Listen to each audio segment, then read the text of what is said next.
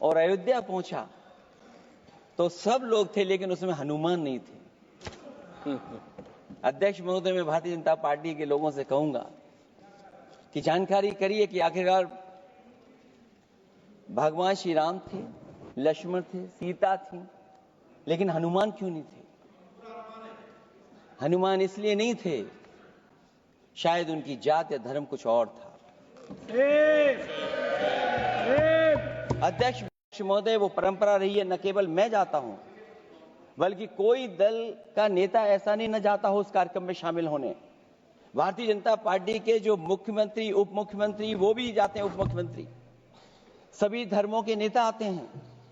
लेकिन पता नहीं इस बार क्या साजिश थी, षड्यंत्र था कि वहां पर कुछ पाबंदी लगी हुई थी।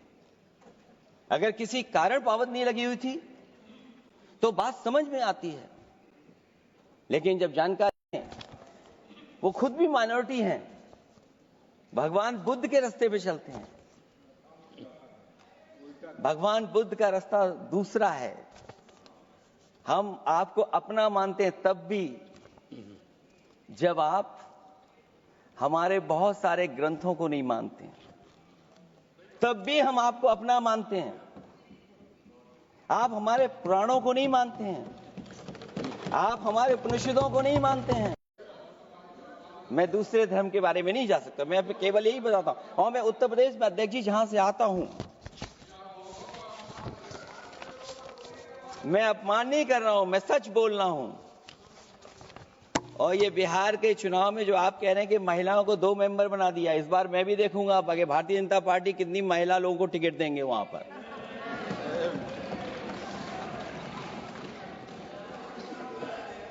अध्यक्ष महोदय, भाजपा जिससे महाकुंभ में जो हिंदू मारे गए हैं या खो गए हैं, उनको चिन्हित करने की बात पर पर्दा पड़ जाए। अध्यक्ष महोदय, मुझे खुशी इस बात की कि हमारा धर्म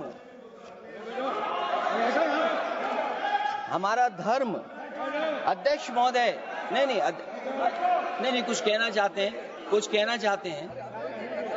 नहीं, प्लीज, उनको अलाउ नहीं किया। अध्यक्ष महोदय, किया कि 144 वर्षों के बाद पहली बार महाकुंभ होने जा रहा है और लोग निकल पड़े। सरकार ने कहा कि हमारी तैयारी 100 करोड़ की है। आप कहते टेक्नोलॉजी का हम इस्तेमाल करेंगे, जमीनों को हम मैपिंग कर करके डेटा एंड रिकॉर्ड ठीक करेंगे। अध्यक्ष महोदय, ये बताएं कि वो 30 लोग कौन थे, उनके नाम क्या थे जिनकी जान चली गई? न केवल जान जाने वालों की, हिंदू की सूची कहां है? और फिर धर्म कारोबार की बात है, जो ये लोग गोली। अध्यक्ष महोदय, मैं कार सेवक वाली बात इसलिए नहीं छेड़ना चाहता हूं। अध्यक्ष महोदय, ये शायद माननीय सदस्य जानते नहीं कुछ सच्चाई नहीं जानते। अध्यक्ष महोदय, ये संविधान की वजह से, संविधान को बचाने के लिए, हिंदू एकता को बचाने के लिए कुछ फैसले लिए गए, लेकिन एफआईआर हम लोगों पे नहीं लिखी गई थी।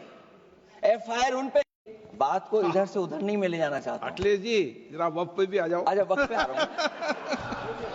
नहीं, वक्त पे अध्यक्ष इसलिए आ रहा हूं क्योंकि वक्त समझने के लिए भारतीय जनता पार्टी की सोच क्या है। और ये अध्यक्ष महोदय जब ये कह रहे हैं कि इससे कारोबार होगा, अध्यक्ष महोदय, धर्म की चीजों से कारोबार नहीं हो सकता। उनसे पूछा कि कारोबार कितने का होगा? 30 गुणा 10,000 करोड़। सोचिए, कुंभ हमारा क्या कारोबार की जगह है? और फिर उसका कौन नापेगा, कैसे नालाएगा? और फिर हमारे माननीय मंत्री जी कह रहे हैं कि जमीन, चाहे वो रेलवे की हो, चाहे वो डिफेंस की हो, वो भारत की जमीन है। मैं भी स्वीकार, रेलवे की जमीनें नहीं बेची जा रही हैं। अध्यक्ष महोदय, केवल यहां तक नहीं, कितना हस्तक्षेप होता है। वक्फ भी भारत के, इसीलिए तो कहीं ना कहीं वक्फ की जमीन से, अध्यक्ष महोदय, माननीय मंत्री जी बताएं, और मुझे उम्मीद है कि जब जवाब देंगे तो बताएंगे। कि वक्फ की जमीन से बड़ा मुद्दा वो कहां से आते हैं, जिस प्रदेश से आते हैं। कम से कम ये तो बताएंगे कि वहां कितने चीन ने गांव बसा लिए, घर बन गए हैं। अध्यक्ष महोदय, आपके माध्यम से सरकार गारंटी दे कि वक्फ की जमीन कभी भी किसी भी पैतरेबाजी से किसी और मकसद के लिए किसी और को नहीं दी जाएगी।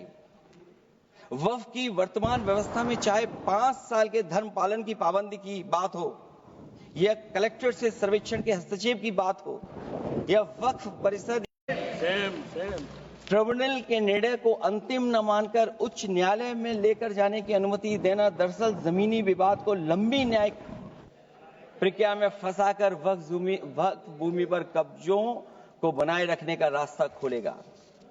सबसे बड़ी बात यह कि वक्फ बिल के पीछे की न तो नीति सही है, न नीयत। ये देश के करोड़ों लोगों से उनके घर दुकान छीनने की भी साजिश है। वक्फ बिल के खिलाफ है तो उसे लाने की जरूरत क्या है, जो जिद क्यों कर रहे हैं सरकार।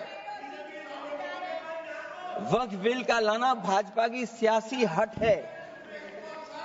वक्फ बिल भाजपा की सांप्रदायिक राजनीति का नया रूप है।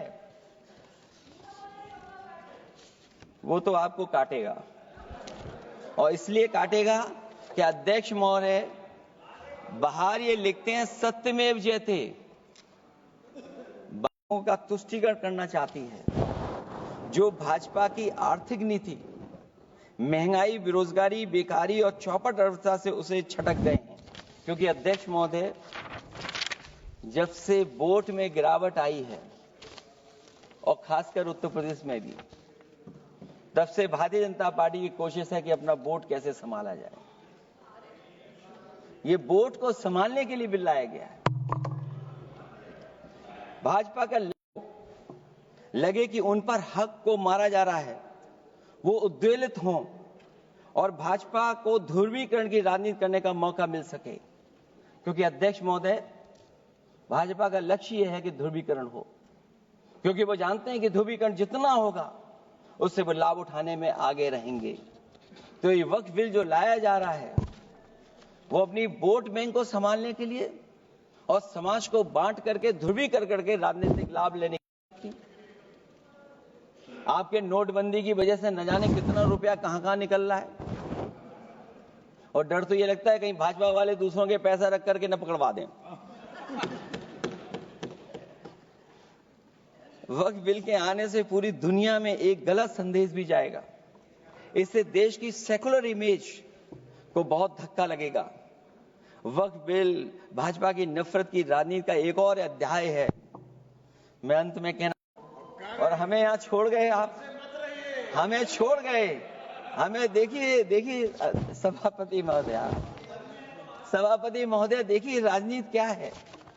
हमने आपका हाथ पकड़ा और हम यहां आ गए, और आप हमारा हाथ छुड़ा करके वहां चले गए। इसलिए देखिए कब हमारा इनका हाथ मिल जाए। और मैं अध्यक्ष सभापति महोदय ये कहना चाहता हूं कि वक्फ बिल भाजपा नहीं आ रहा है, ये सोची समझी रणनीति का हिस्सा है। क्योंकि इनका जो बोर्ड बिखर गया है, ये मुस्लिम में भी बंटवारा चाहते हैं। मुस्लिम इस्लाम धर्म में कहीं बंटवारा नजर नहीं आता है, लेकिन इनकी कोशिश है कि इस बिल के माध्यम से हम मुस्लिम भाईचारा में भी बंटवारा करते हैं। बंटवारा तो पीडीए करेगा। अभी मैं धन्यवाद देता हूं। मैं और अपने दल और साथियों के साथ कहता हूं कि समाजवादी पार्टी बिल का विरोध करती है। वोट पड़ेगा तो हम इसके खिलाफ वोट डालने जा रहे हैं। माननीय सदस्य श्री कल्याण बनर्जी जी। Thank you, Madam. On behalf of All India Trinamool Congress, under the leadership of the Mamata Banerjee, I strongly oppose the bill in entirety. Madam, this present bill covers importantly two areas of the Waqf. One, manage religious affairs of Waqf board. One of the arena is to manage, control, supervision of the religious aspects of the Muslim. Two, providing power to the state government to decide the disputes in respect of the Waqf property, including land and building.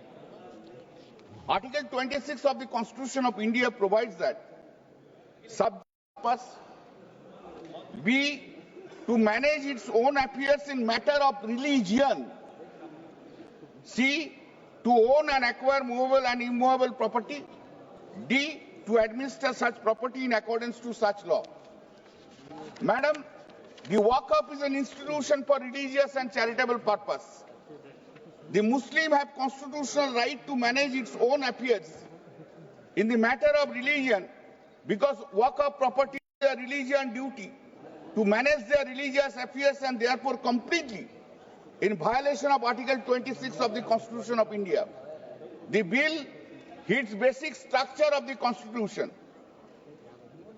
Madam, under Article 246, sub-article 1, the Parliament has an exclusive power to legislate a law under 7th schedule of list 1. Sir, excuse me, sir. That is to say, land comes under list 2, under entry 18 of the state lists. Lands and buildings vested in or in the possession of the state comes under entry 35 of the list 2 of the state list. In the proposed Waqf bill, the Parliament has no power to legislate any law in respect of the land and building vested upon the power of the state legislation in deciding the question of the land and building of the Waqf. Thus, it is completely unconstitutional and divorce the Article 246, sub-article 3 of the Constitution of India. This is also hits the basic structure of the Constitution. By exercising any power under list 1 or list 3, state legislative power recognized by Hindu law on the one hand